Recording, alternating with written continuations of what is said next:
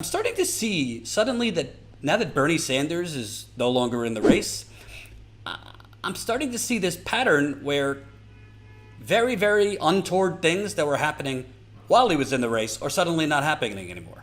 For example, I covered the CNN poll the other day that, if you weren't watching, iceberg, Donald Trump has a higher favorability rating right now than Joe Biden among people under the age of 50. No, this isn't The Onion. CNN poll, Donald Trump, 44% favorability, voters under 50. Biden, 40% unfavorability.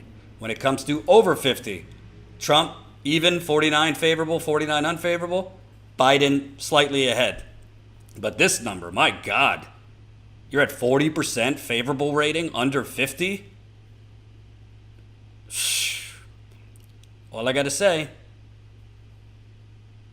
iceberg, right ahead.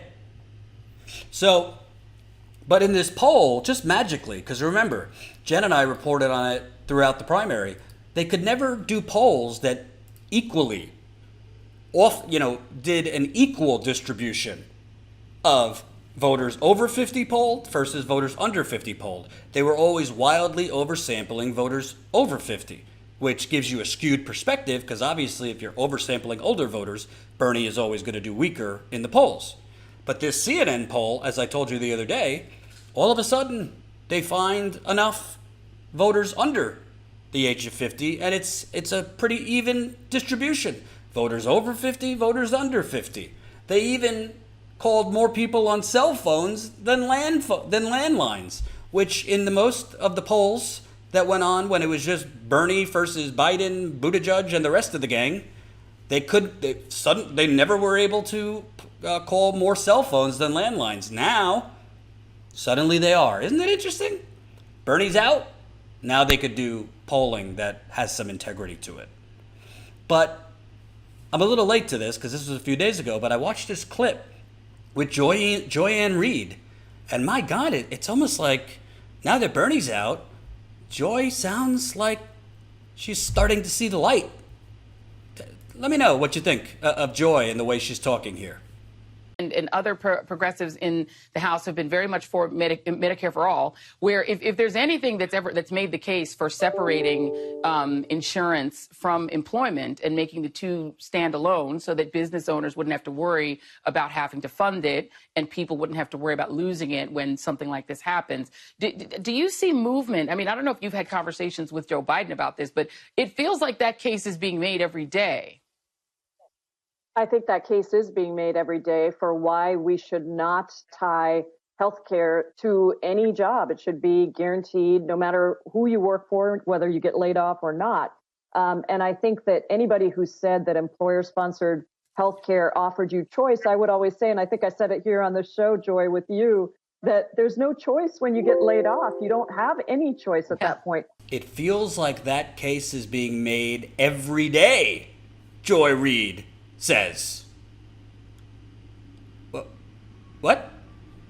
The case is being made now that so many people are losing their health insurance?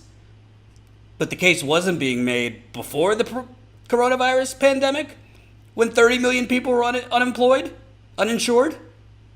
Millions more underinsured? The case wasn't made when General Motors workers went on strike and General Motors took away their health insurance temporarily? But now suddenly, it's Biden versus Trump. MSNBC, owned by Comcast, is in a win-win position. Either you get Trump reelected for 4 years, which equals lots of ratings for MSNBC and NBC, or you get Biden reelected, or Biden elected for 4 years, which equals ratings for MSNBC and NBC. Also, parent company Comcast, they got an army of lobbyists. They've held fundraisers for Joe Biden. They also lobby the Trump administration and get a lot of goodies. So now that Bernie is out and the progressive threat is gone, they're actually able to have real topical discussions and maybe Joy Reid is allowed to state the obvious that was obvious before the coronavirus pandemic. She said, if anything's making the case for separating health insurance from employment, I think the coronavirus pandemic is making that case. And then she said, it feels like that case is being made every day. But wait a minute. And I don't want to belittle, obviously, we have an acute situation here, a very acute situation here. According to Economic Policy Institute, roughly 16.2 million more Americans lost their employer-sponsored health insurance. Now, obviously, 36 million people have filed unemployment claims, so it's anywhere between 17 million and 36 million who have lost their health insurance. Not every single person who has lost their job was getting health care from their employer. Some people choose not to get health care from their employer because they can't afford the deductions from their paycheck. But the bottom line is, right now, you got tens of millions of people now who have lost their health insurance. This is manufacturing consent reversed. Joy Reid, Rachel Maddow, Hardball Chris, who's no longer on MSNBC, thank the Lord, Morning Joe, CNN, The Washington Post, The New York Times, all of them, when the progressives were saying exactly what she just said for the last 5 years, saying you don't have security with employer-sponsored health care, when Pete Buttigieg, that asshole, excuse my French, swear jar, was going around with these big pharma talking points, oh, Bernie Sanders trying to rip healthcare out of the hands of 160 million people who just love their private health insurance. When all of these people were calling it a big government takeover, when all these people were talking for you, the American people, saying people love their private employer healthcare plans. What is now apparently obvious to Joy Reid was pretty obvious to most objective, not bought, not purchased people. It was pretty obvious to everybody before the coronavirus pandemic. It was obvious that 30 million people didn't have health insurance. Tens of millions of more people underinsured. Employers using healthcare as a punishment against employees who went on strike. Look at General Motors, who went on strike. General Motors took away their health insurance. They gave it back at the last minute, but originally they stopped paying for their health insurance. But now Joy Reid, her eyes are opening. And by the way, I want to be clear on something. I'm not against, and as progressives, we should not be against, genuine evolution. If somebody like Joy Reid, Morning Joe, gas bags at the Washington Post, genuinely evolve to see the light, okay, you should have been there in the first place, but we'll take it, right? But the key word is genuinely. Because we don't want to, we want to keep our circle open. We want to invite new people into the progressive movement. Even people, I use Peter Dow as an example. Peter Dow was a real hellbot in 2016, was, living and dying for the Hillary Clinton campaign. I don't know if he worked for the campaign or whatever, but he was big on Twitter, going after the Bernie bros, and, was all climbing up woke back mountain with the rest of them. But since then, he has seen the light.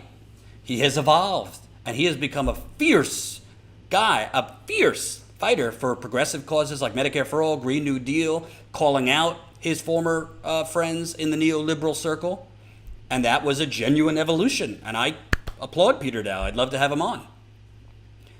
But when you see people like Joy Reid suddenly seeing the light, do you think it's genuine, or do you think now people like Joy Reid could actually tell the truth because there's no actual threat of a progressive taking the White House? I think it's the latter.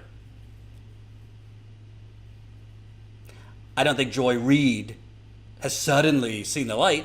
My guess is she felt this way all along. My guess is most people that spew these corporate propaganda talking points about Medicare for All deep down in their hearts, know it's a good idea, know it's more efficient, know it would save money, know it would save the government money, know it would save lives. But because they're part of the revolving door and the neoliberal order, they can't say the truth. You want to know how I know this? Because 20 years ago, Nancy Pelosi stood up in front of the Capitol talking about single-payer Medicare for all and why we need it. Joe Biden, years ago, Kyle Kalinske found video of this, said, I don't think he called it Medicare for all, but he said single-payer is what we need. Suddenly now, you know, when you're the Speaker of the House getting oodles and oodles of money from Big Pharma, oodles and oodles of money from Wall Street that's heavily invested in private health insurance and Big Pharma, oodles and oodles of money from hedge funds that are up to their eyeballs invested in private health insurance, suddenly it's a big government takeover.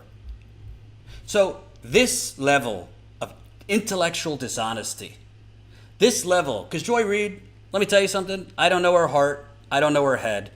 She has lied quite a lot in the past. I'm still waiting for that FBI investigation on her blogs, her blog posts from the 2000s, her homophobic blog posts. She says she was hacked. She didn't write that? Yeah. The FBI was investigating. I'm still waiting for the results of that FBI investigation. But it's just sad, because if Joy Reid would have spoken honestly like she's speaking right now to Congresswoman Jayapal, if she would have talked about the tens of millions of people that don't have health care, the millions more before coronavirus, if she would have talked like this during the campaign and just given her audience, mostly of older people, the true facts about Medicare for all, then voters could make informed decisions. Because most voters, even a lot of them that chose Biden over Bernie, still were for Medicare for all. Every primary state, the exit polls showed, even Mississippi, for God's sakes, were for Medicare for all. But people like Joy Reid programmed those same voters that were for Medicare for all to think Bernie's extreme, he's unelectable, Biden's the safe choice, Biden's the electable choice, and now, unfortunately, the chickens are coming home to roost. Is this electability to you? Again, CNN poll. The battleground states, the 15 states that will decide this election. Let me give you the map showing the states. Florida, Georgia, North Carolina, Virginia, Pennsylvania, Ohio, Michigan, Wisconsin, Minnesota, Colorado, New Mexico, Arizona, Nevada. Joe Biden, voters under 50, has a lower favorability rate than Donald Trump himself. That ain't gonna get you 270 electoral votes. I can tell you that. Hope you enjoyed that last video. Hop on over to statuscoup.com where you can sign up for our email list and become a member for as low as $5 to $10 a month. Membership is how we grow. That's statuscoup.com/join. And remember, join our email list so we can grow the revolution with you.